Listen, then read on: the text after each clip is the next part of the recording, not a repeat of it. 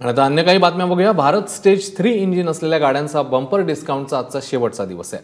त्यामुळे तुम्हाला स्वस्तात दुचाकी आणि चारचाकी गाडी खरेदी करण्यासाठी आता फक्त अवघे काही तास उरलेत। पुण्यामध्ये आणि औरंगाबादेत वाहन खरेदीसाठी आलेल्या लोकांची मात्र मोठी निराशा झाली आहे, कारण गाड्या आउट ऑफ स्टॉक होत आहेत। त्यामुळे ग्राहकांना निराश होऊन परतावं लागतंय। भारत स्टेज 3 या इंजिनामुळे होणारं प्रदूषण टाळण्यासाठी सर्वोच्च न्यायालयाने भारत स्टेज 3 इंजिन असलेल्या गाड्यांवर बंदी घातली आहे। त्याऐवजी उद्यापासून फक्त भारत 4 इंजिन असलेल्या गाड्यांचीच विक्री होणार आहे।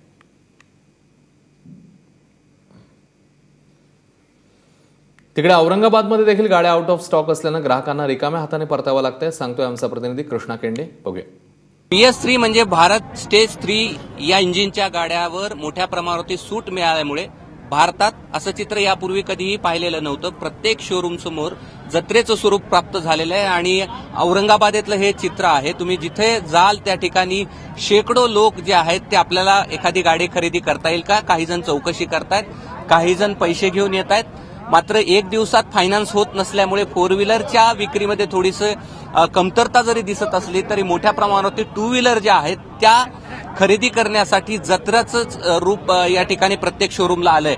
मात्र आताची जर स्थिती सांगायची, प्रत्येक शोरूम म्हणजे बहुतेक शोरूम, कुठलंही शोरूम असू देत, सुझुकी असू देत, होंडा असू देत किंवा हिरो असू देत, तिथे अशा प्रकारचा बोर्ड लागलाय, स्टॉक नसल्याचं या ठिकाणी सांगण्यात येतंय। मात्र तरी देखील लोकांना वाटतंय की काहीतरी गडबड शोरूममध्ये करत असावेत आणि त्यामुळे कदाचित अशा प्रकारचं हे नो स्टॉक लावलेलं असावं किंवा आपल्या कोणी ओळखीच्याला गाडी देत आहेत का म्हणून प्रत्येक जण चौकशी करतंय आणि शोरूम समोर गर्दी करते। मात्र बहुतेक ठिकाणी अशाच प्रकारचं चित्र आहे की कुठेही स्टॉक नाहीत। माझ्यासोबत मॅनेजर आहेत, कदाचित पहिल्यांदा असं तुम्हाला नो स्टॉक असं डिझेल पेट्रोल पंपावरती जो स्टॉक नसलेलं पाहायला होता आम्ही, मात्र अशा प्रकारचं पहिल्यांदा चित्र आहे। फर्स्ट टाइम झालं या माझ्या मते ऑटोमोबाईल हिस्ट्रीमध्ये, टू व्हीलर हिस्ट्रीमध्ये फर्स्ट टाइम झालेलं आहे की नो स्टॉक। आणि आमचं रात्रभर शोरूम चालू होतं, 2 शिफ्ट मध्ये शोरूम चालू होतं, आमचं शोरूम सुद्धा बंद ठेवण्यात नाही आलं। खास गाडी घेण्यासाठी मुद्दाम आलो आम्ही, परंतु या ठिकाणची स्थिती पाहिल्यानंतर लक्षात आलं की यांच्याकडे गाड्या उपलब्धच नाहीयेत। म्हणजे एवढ्या गाड्या जातील असं आम्हाला वाटलं नव्हतं,